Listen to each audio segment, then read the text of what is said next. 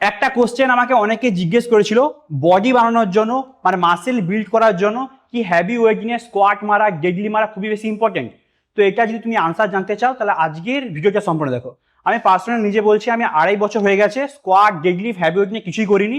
Deadlift করলে আমি maximum রোমিনান deadlift করি 25 কেজি নিয়ে কিংবা 30 কেজি নিয়ে। এই দুটো এক্সারসাইজ অনেক বড় কম্পাউন্ড মুভমেন্ট, আর কম্পাউন্ড মুভমেন্ট করলে তুমি অবভিয়াসলি নিজের অনেক বেশি মাসেল মাস গ্রো করতে পারবে এবং স্ট্রেংথ বিল্ড করতে পারবে।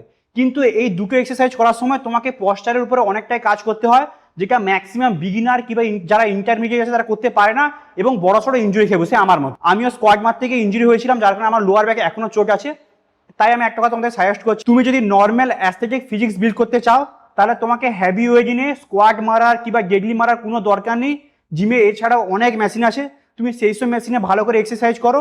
এইসব এক্সারসাইজ তুমি যদি অনেক বেশি ওয়েট নিয়ে করো তাহলে লং টাইমে গিয়ে ইঞ্জুরি হওয়ার একটা চান্স থাকে, আর এত বড় ইঞ্জুরি হতে পারে হয়তো তোমার কিছুদিনের জন্য এক্সারসাইজই বন্ধ হয়ে যাবে। তাই আমার সাজেশন, তোমার যদি ওয়েট লিফটার না হওয়ার কোনো ইচ্ছা থাকে, তোমার যদি বড় সড়ো বডি বিল্ডার হওয়ার না যদি ইচ্ছা থাকে, তাহলে এই দুটো এক্সারসাইজ তোমাকে হ্যাভি ওয়েট নিয়ে করতে হবে না। তুমি নর্মাল লাইট ওয়েট নিয়ে করতে পারো কিংবা ডিফারেন্ট এক্সারসাইজ করতে পারো, ভালো ফিজিক্স বিল্ড করতে পারো উইদাউট এনি ইঞ্জুরি ছাড়া। তো এবার বাংলাতে ফিটনেসের যে এখনই ফলো করো।